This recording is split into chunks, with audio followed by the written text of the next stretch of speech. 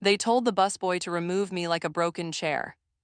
I sat near the entrance, plain cardigan, sturdy shoes, purse on my lap. A Friday night hum floated over the marble floor. The chandelier made the water glasses glitter like thin ice. Serena waved a manicured hand at me. Marcus stood behind her, jaw tight. Their friends hid smiles in their napkins. My grandson's booster seat waited at the table, empty. Get the manager, Serena said. She's making our guests uncomfortable. Our perfect family picture exists in one frame on my kitchen shelf. Marcus on his wedding day, head tilted towards Serena, her veil like frost, bright and cold. I stand beside them a little off-center, holding a bouquet of hydrangeas. Rob, my husband, tucked my arm into his. He wore the navy suit that still hangs in our closet, pockets smelling faintly of lemon drops. We looked tidy. That day looked harmless. Now Serena's voice carried. She keeps coming where she doesn't belong. A soft laugh from someone. Marcus stared past me like I was a wall. I folded the edges of my linen napkin. My thumbs knew the rhythm, crease, smooth, tuck. The fabric felt warm from my hands, the same linen we chose 25 years ago for our first dining room. A busser walked by with a tray of rosemary lamb. The scent hit hard, savory, clean, like our early mornings at the old kitchen when steam fogged the windows. Please, Serena said to the host. If she's not with anyone, she shouldn't be sitting. A man in a black suit approached, silver streak in his beard. His tie was loose at the throat, not sloppy, just human. He stopped, looked me in the eyes, and bowed slightly. Madam Proprietor, he said, your table is ready. Serena blinked, Propri what? The man smiled. I'm Tony, we've kept a corner booth open for you as always. I heard the fountain in the courtyard sputter. A pair of sparrows shot past the window, black beads against a pale sky. My napkin swan sat in my palm, ridiculous and delicate. Proprietor, Serena repeated, like she owns it. A waiter whisked open a leather menu near me. The cover was embossed with a small, discreet emblem, a lemon branch and a copper key. Which table? I asked Tony, my voice steady. He gestured toward the back, where the brick wall held our first framed review. The brass key in that emblem felt heavy in my pocket where it always was, looped onto a ribbon that used to tie Rob's apron. Wait, Marcus said finally, what is going on? My napkin swan drooped, its neck bending. In the doorway glass, I saw a blurred reflection of a woman I knew and a woman they didn't, and the question hung between us like the smell of rosemary after a plate has gone cold. What else did they think I didn't own? The first time Serena told me my skirt was brave, we were in the parking lot of a mid-tier grocery store, early winter wind slapping our coats. I was wearing a gray wool skirt, the kind that doesn't wrinkle because it doesn't ask for attention.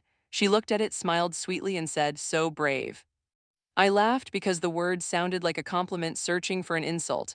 Marcus loaded water cases into their trunk. He didn't look up. We're trying a new place tonight, Serena said. You know, something more curated. She tapped a nail on the cart handle. The nail was chrome, but we should do dinner sometime. I'll make my lemon chicken, I said. Oh, she said, we don't really do lemon. The smell of citrus still clung to the scarf at my throat. Rob used to slip lemon slices into the dishwasher racks, swearing it kept glasses from spotting. I kept that habit after he died. It felt like talking to him without words. Years earlier, when Serena and Marcus got engaged, I invited them to the first restaurant Rob and I built. Not this glossy flagship. The old place, short ceiling, copper lamps, walls the color of baked bread. Tony was a line cook then with a shy crush on the pastry chef. Rob's hands rested on the pass, veins like ropes. We plated lemon risotto and roast chicken. Serena chewed, smiled, and later told Marcus it was fine. In the parking lot that night, Marcus leaned in for a quick hug. He smelled like expensive cologne and stale coffee. Mom, don't worry about dinner, he said. We're slammed this week. Slammed doing what? I asked. Mitings, he said, building things, you know. Rob once said our boy will learn kitchens by their sounds. A good kitchen sings. After Rob's heart gave out, the kitchen sang without him. I walked the line alone on Sundays, fingers grazing steel, heat halos around the burners, steam sighs like tired animals. 3 months after the grocery parking lot, Serena called me near midnight. Could you help with something small? Her voice was sugary. We're a little tight before a payout. She named a number that could buy a used car. Is Marcus okay? I asked. He's brilliant, she said, just needs room to move. I wrote the check. I didn't tell anyone. The ribbon on Rob's brass key threaded through my fingers while I waited for the ink to dry. I told myself secrets don't rot if you store them properly. I told myself it wasn't enabling if it kept them close. A year after Rob's funeral, I found out about Elia's on Instagram. Serena posed beside a white crib, captioned, Welcome, little man. Marcus's hand appeared at the edge of the frame. Mine did not. When I asked to visit, Serena said, we're keeping things minimal at the start, as if I were clutter on a shelf she hadn't decided to keep. When they invited me to a birthday brunch, I brought a small box for Elias, a wooden lemon, smooth and bright. Serena unwrapped it slowly. Such nostalgia, she said, but he prefers Montessori brand sets, real ones. It is real wood, I said. Marcus checked his phone. Mom, can you help with something else? He mentioned a bridge loan like we were old colleagues. How much? I asked. He named a new number, bigger. He scratched the edge of that lemon with his thumb like it might reveal money underneath the paint.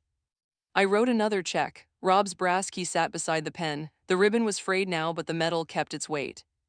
The reveal, when it finally came, didn't feel dramatic. It felt like a door unlocking, a door I hadn't realized they were locking on me. Serena's motive wasn't to build family, it was to build a stage, and I had been funding the lights. Back in the restaurant, I stood from the entrance bench. My knees creaked, a little soundtrack of age.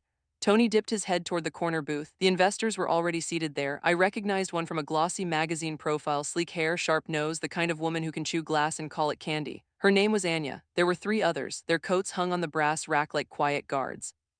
I had come tonight with a goal: end the guessing. No more whispering, no more soft forgiveness that sounded like permission. Serena floated to their table, voice bright.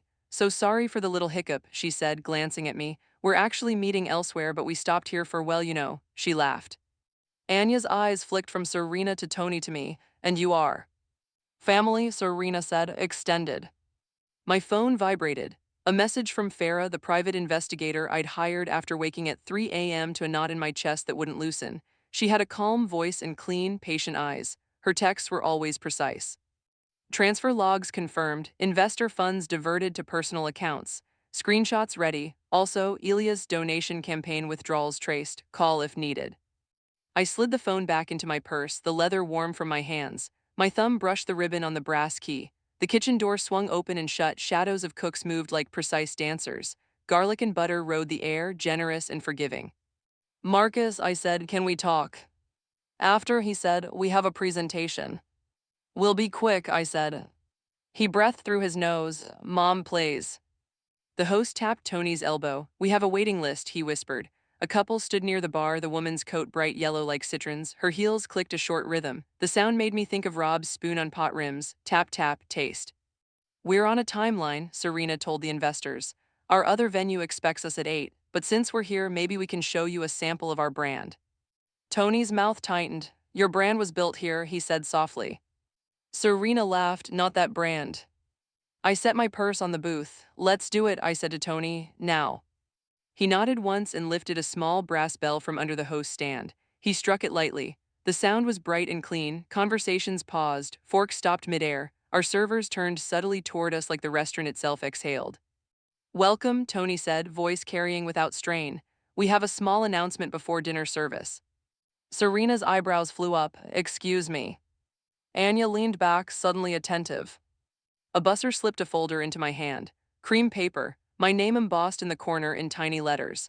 Inside, documents weighted, photocopies, originals, notarized pages with notary's tidy stamps, dates stretching back 20 years like neatly stacked plates.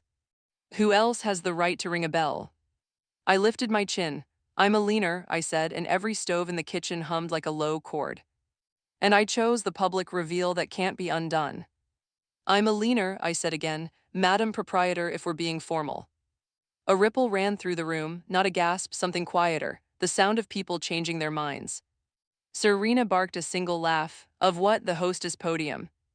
Tony stepped closer. Of 7 restaurants, he said, this flagship and 6 sisters.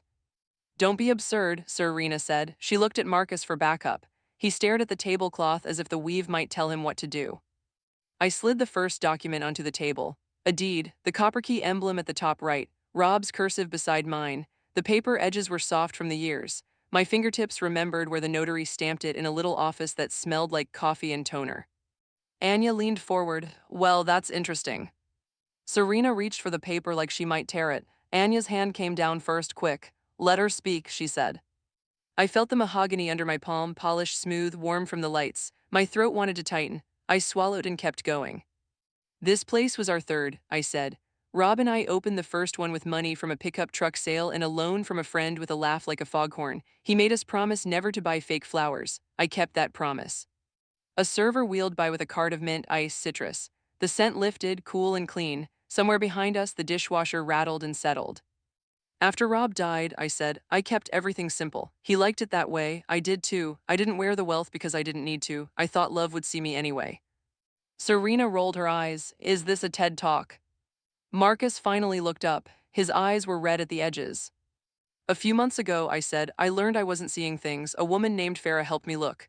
I nodded to Tony. He set his tablet on the table, screen bright. Anya glanced at it, then back at me. Investments, I said. Loans, GoFundMe withdrawals meant for Elias medical needs that weren't medical. Transfers to a private account listed under a limited company with a sunny name and no assets. I quoted dates, times. I quoted amounts that made the air feel thinner. Serena went still. I recognized that stillness. The animal that freezes before it runs. It's normal to move funds around, she said finally. Everyone does it. Not like this, Anya said. A waiter near the bar cleared his throat. I donated, he said, to the Elias Fund. A few other hands lifted, $20 here, 50 there, tips given with hope. Elias has needs, Serena snapped. Do you want a list? Yes, I said, I do, and I also want to talk about the debt, the cards, the investor money folded into rent for an apartment with a rooftop pool you can't afford. I want to talk about a pattern of contempt, how you ask then sneer, how you take then call me a burden. A glass toppled, it fell in slow motion for me, it shattered. The sound was thin and sharp. Elias finally there, I realized with a jolt. He had been brought in by a sitter and stood behind Serena, small hand in hers. He flinched at the glass, a sliver skittered and bit his palm. He cried once, a surprised sound, then clamped his mouth like he'd learned not to make noise. Blood beaded. My body moved before thought. I went to him. The floor was gritty under my flats. I knelt, took his hand, pressed my napkin swan to the cut. The linen drank his blood. His skin was hot and damp. He looked at me like a question. Serena pulled him back. We're fine. You're bleeding, I said to him. We'll clean it. Tony crouched beside me. He pulled a small first aid box from under the host's stand. Alcohol wipe, bandage. His fingers were sure. The alcohol smelled like a hospital and kitchens at close. Elias, I said softly, I'm your grandmother. He blinked, he nodded once, like he had known without being told. A bystander, a woman in a green dress, lifted her phone. I'm recording, she said, in case anyone needs the truth later. Serena hissed, put that away. The woman didn't. People believe different things when a lens watches.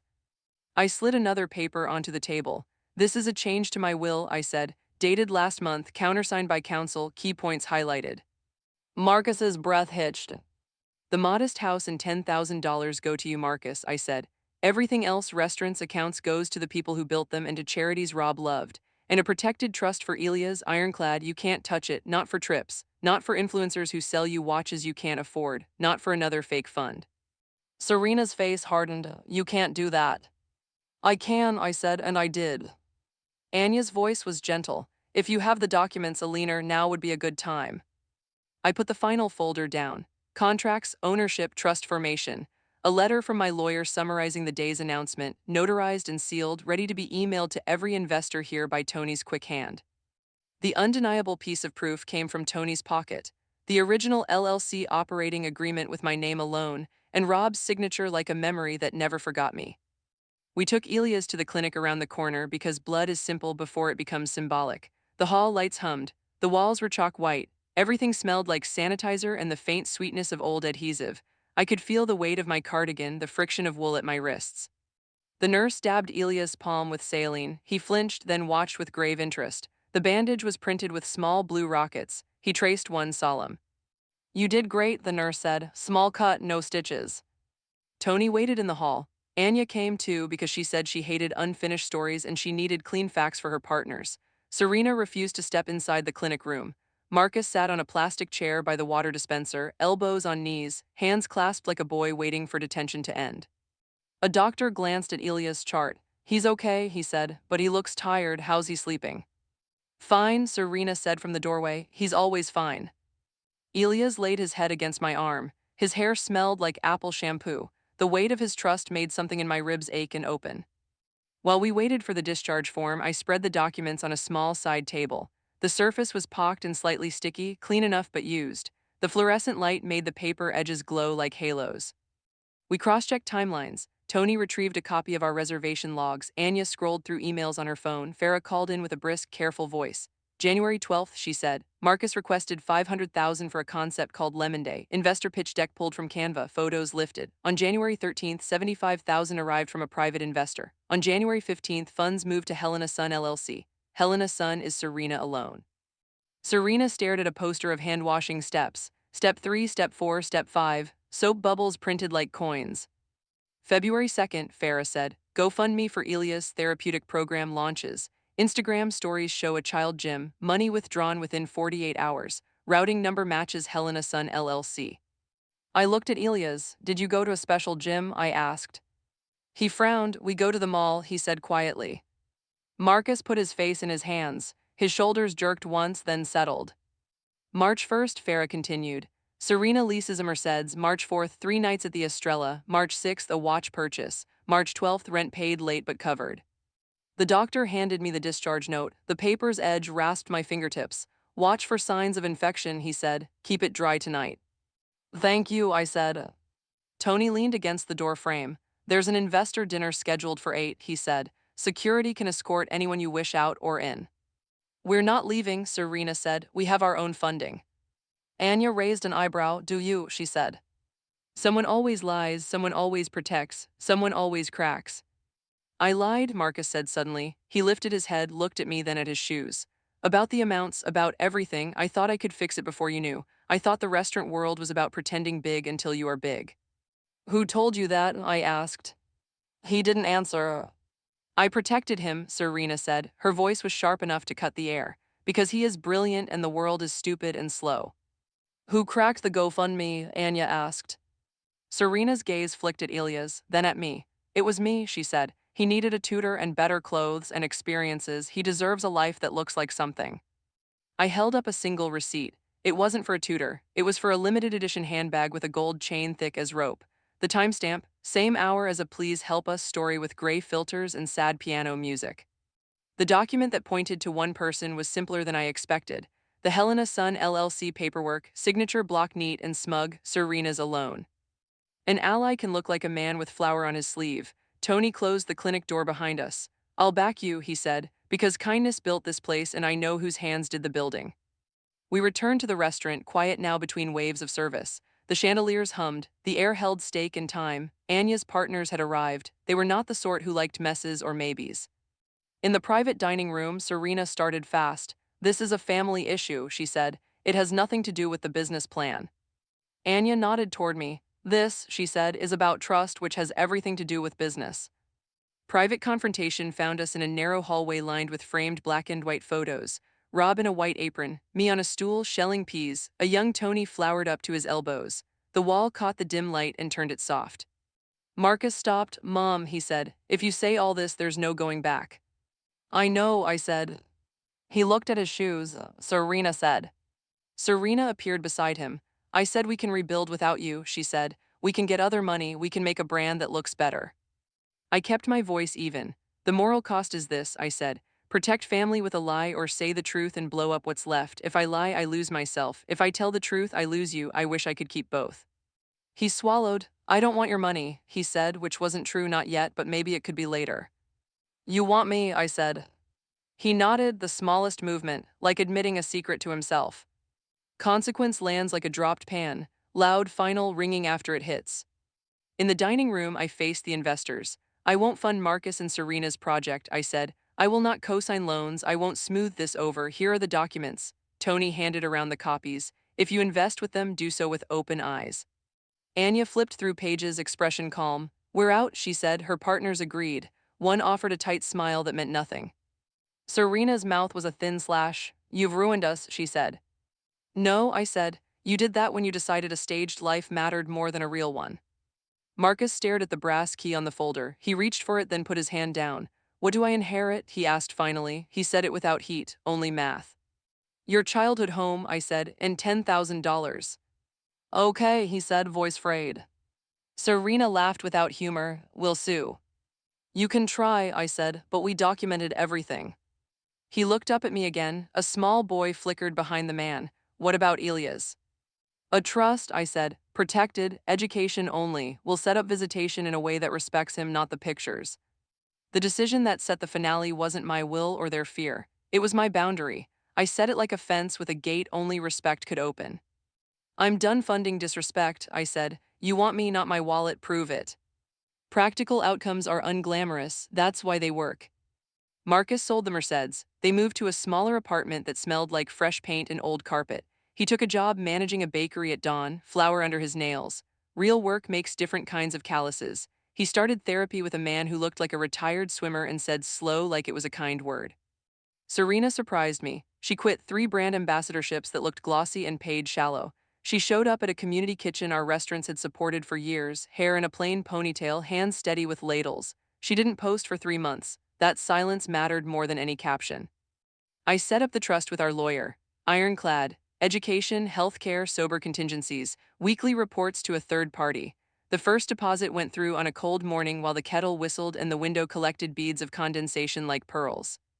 Tony got a promotion he didn't ask for and deserved anyway, director of operations. When he visits each restaurant, he ties on an apron, makes eggs for the night crew, and asks line cooks about rents and grandparents and knees. Accountability isn't large, it's daily. Marcus wrote a letter, paper, not email. His handwriting is still a little like mine. He didn't ask for anything, he asked to try. He wrote about shame like a bruise he keeps finding. He wrote, I thought love would arrive dressed like success, I was wrong. Serena showed up at my door with 2 bags of lemons. For your dishwasher, she said. It sounded like a joke, but it was. We met Elias properly, at a park with a swing that creaked and a bench with a brass plaque that read, For Rob who fed people. Elias ran to the slide, then back to me, then to Marcus, then back to me again. He smelled like sunscreen and fresh grass. We paced ourselves. Lunches in public not because we were hiding, but because it reminded us to be civil. Therapy Thursdays for Marcus. Volunteer Saturdays for Serena. Sunday afternoons for Elias at my house, where he learned how to twist tagliatelle and measure flour like snow. The scar remains, it's small on Elias' palm, a pale crescent he shows me when he wants my attention. Look, he says, proud, my mark. I have another scar too. It's a soft place in me that goes tender when I smell lemon on hot water and think of Rob singing with the radio off key. It won't close, I don't want it to. 2 years passed. The family we have now is humbler. We trade recipes for apologies, not for likes. Marcus asks to host, then makes enough food to send me home with containers. Serena brings store flowers and doesn't apologize. She laughs less sharply. She still likes nice things, so do I, but now we want real more. I still wear my sturdy shoes. I still carry Rob's brass key on the ribbon, now replaced with a new strip of cotton the color of sunrise. The restaurants thrive. Employees' profit shares land like gratitude in their accounts. The kitchens sing, the chandelier sparkles. We switched out a menu item and brought back Rob's lemon chicken, not because anyone asked, but because it tasted like us. The lesson is clean and spare. Dignity is not a costume. Respect is not a tip jar. Boundaries are love with a spine. Money can feed you or starve you depending on what you ask it to buy. What would you have done in my place? Tell me in the comments, and don't forget to subscribe for more stories like this.